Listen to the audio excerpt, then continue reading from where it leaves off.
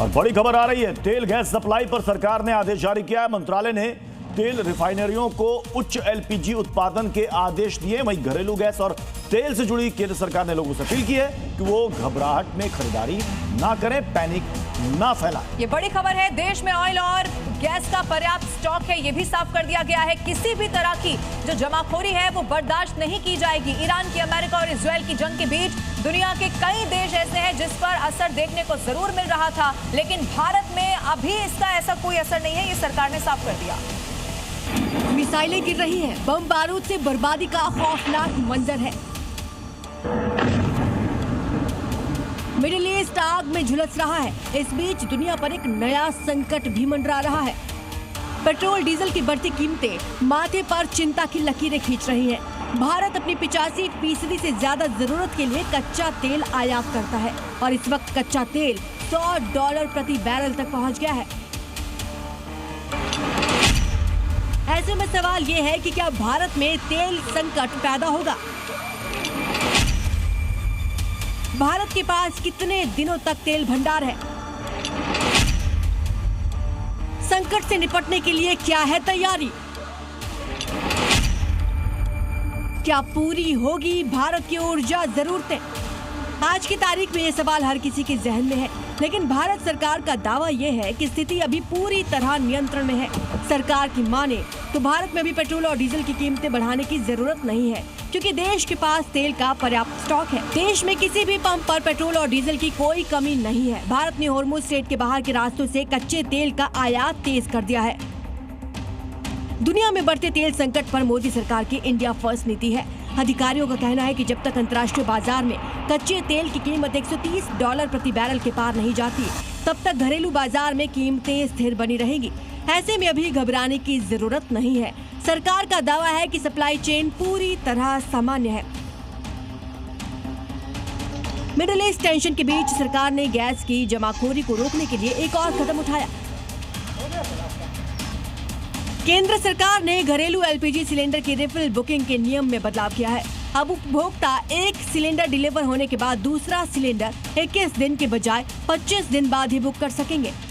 सरकार का मानना है कि वेटिंग पीरियड को 25 दिन करने से बेवजह की बुकिंग पर लगाम लगेगी। इससे उन लोगों को आसानी से सिलेंडर मिल सकेगा जिन्हें वाकई इसकी जरूरत है।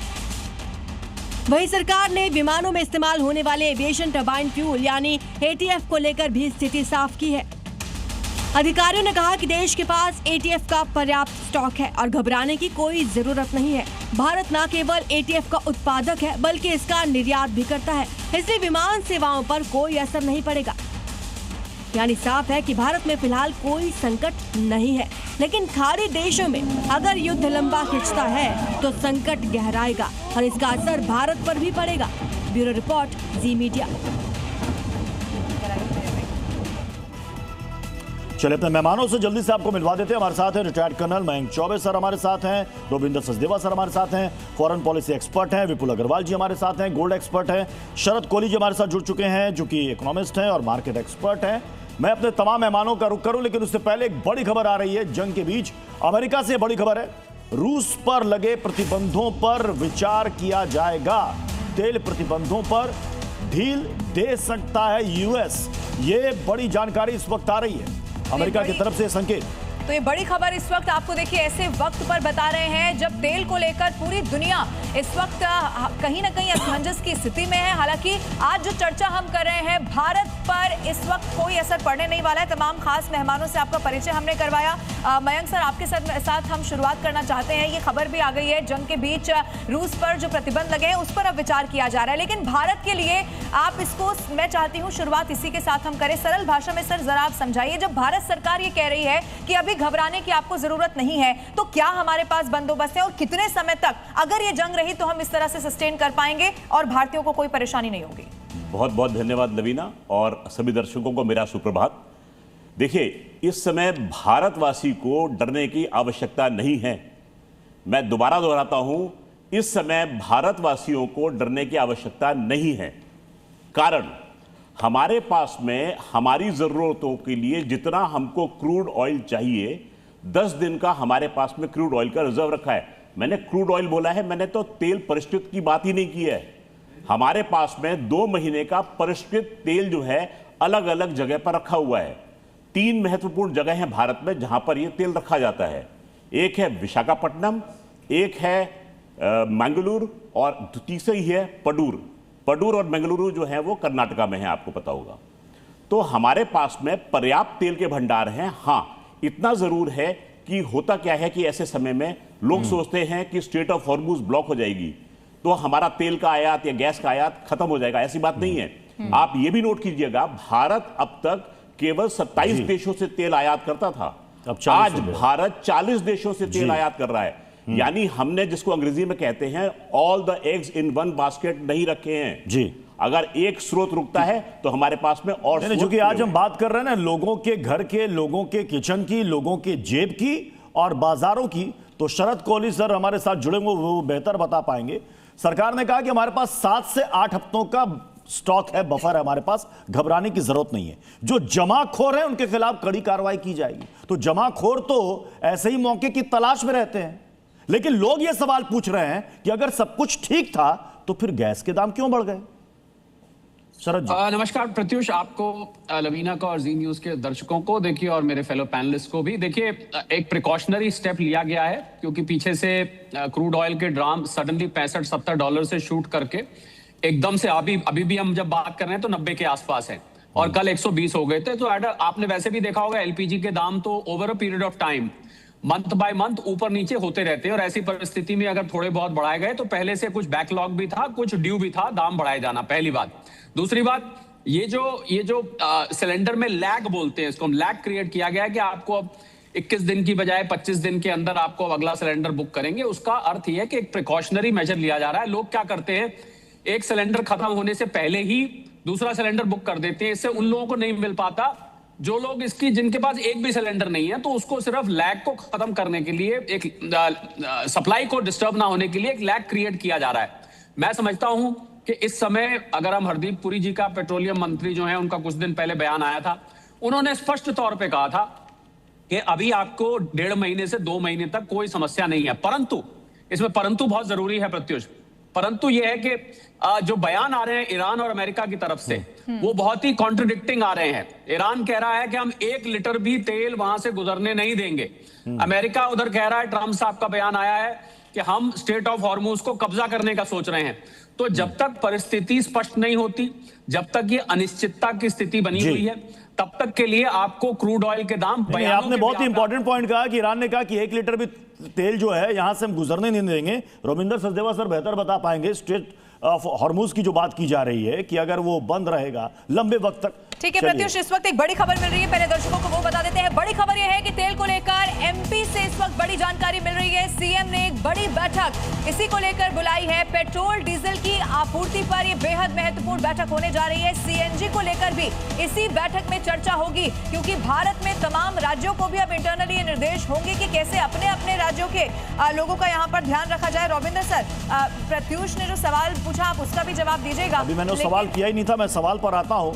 रविंदर सर ये बताइए, मैं सीधे अभी चूंकि ये खबर हमने चलाई है, कई जगहों से इस तरह की बातें आ रही हैं, प्रिकॉशनरी मेजर्स उठाए जा रहे हैं, जैसे कि 21 से 25 दिन के कर दिया गया कि 25 दिन के बाद ही आप बुक करा पाएंगे। लेकिन कुछ जगहों से ऐसी भी खबरें हैं, रेस्टोरेंट से, बेंगलुरु से, चेन्नई से, राजस्थान से, कि वहां पर धीरे धीरे अब रेस्टोरेंट में अब ये सप्लाई बंद हो रही है। नहीं, डेफिनेटली कुछ तो हो रहा है, तभी तो ये सारा बवाल हो रहा है, बातचीत हो रही है, कुछ तो हो रहा है।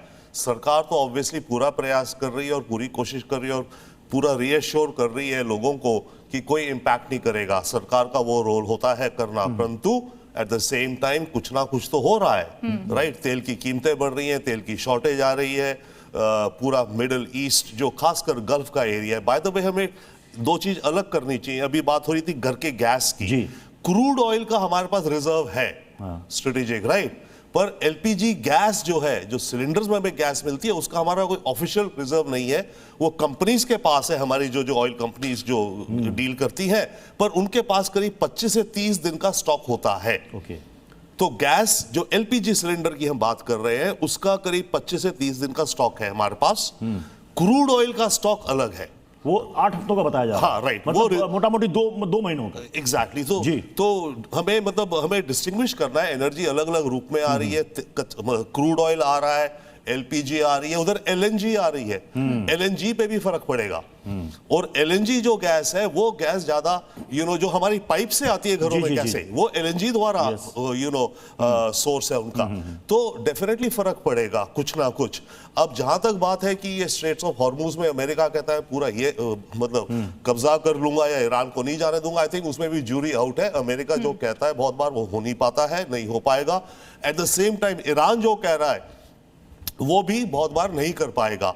तो स्ट्रेट ऑफ हॉर्मुज में अभी जो हालात हैं बहुत ही अननोन है। अमेरिका कह रहा है कि उसके अंदर जो शिप्स जा रही हैं, निकलना है जिनको, उनको अमेरिकन वॉरशिप्स एस्कॉर्ट करेंगी। कैसे करेंगी, कितना इंश्योरेंस बढ़ेगा, कौन इंश्योरेंस देगा उन कंपनीज को, अभी तक ये बात क्लियर नहीं हो रही है जी। उधर एक और चीज है, बहुत बड़ा एक फैक्टर है स्ट्रेट ऑफ हॉर्मुज में। ईरान का एक आइलैंड है जिसे कहते हैं खर्ग आइलैंड। ईरान की 90% जो तेल एक्सपोर्ट है उस आइलैंड से होता है। अमेरिका यह भी सोच रहा है कि स्पेशल ऑपरेशन करके उस पूरे के पूरे आइलैंड का कब्जा कर ले। जी शरद सर, मैं आपके पास जल्दी से आना चाहूंगा। प्रत्युष एक सेकंड, शरद सर से मैं सवाल पूछूं, फिर आप बोलेंगे सवाल तो मैंने पूछा नहीं। शरद जी, क्योंकि गोल्ड की जब हम बात करते हैं तो गोल्ड की तरफ देखिए, भारतीयों की तो माइंडसेट भी हमेशा से रहा ही है ना, जब भी ऐसी कोई स्थिति होती है तो जो आम आदमी है वो गोल्ड की तरफ जाता है। और गोल्ड के भाव तो बीते दिनों मुझे नहीं लगता कि किससे छुपे हुए हैं, आसमान छूते हुए नजर आए। चांदी ने भी अपना रूप दिखाया। अब ऐसी स्थिति में गोल्ड की अगर हम खास तौर पर बात कर रहे हैं तो आपको बाजार कहां जाता हुआ दिख रहा है?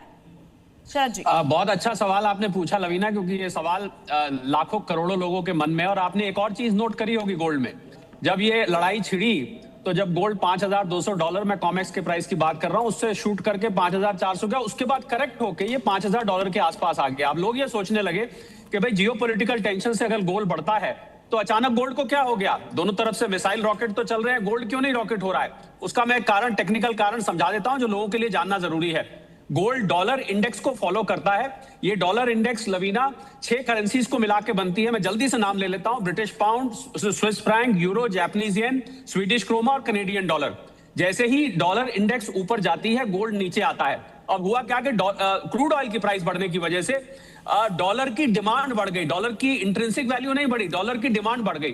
तो डॉलर की डिमांड बढ़ने से डॉलर इंडेक्स मजबूत हो गया और डॉलर इंडेक्स मजबूत होने से गोल्ड नीचे। आपने देखा कि आज सुबह, मैं आपको लेटेस्ट बात बता रहा हूं, आज सुबह जैसे ही क्रूड ऑयल के दाम $110-120 के बीच में थे, गिर के $90 आए। डॉलर इंडेक्स गिर के, जो कि 99.7 तक पहुंच गया था, वो गिर के 98 पे आ गया।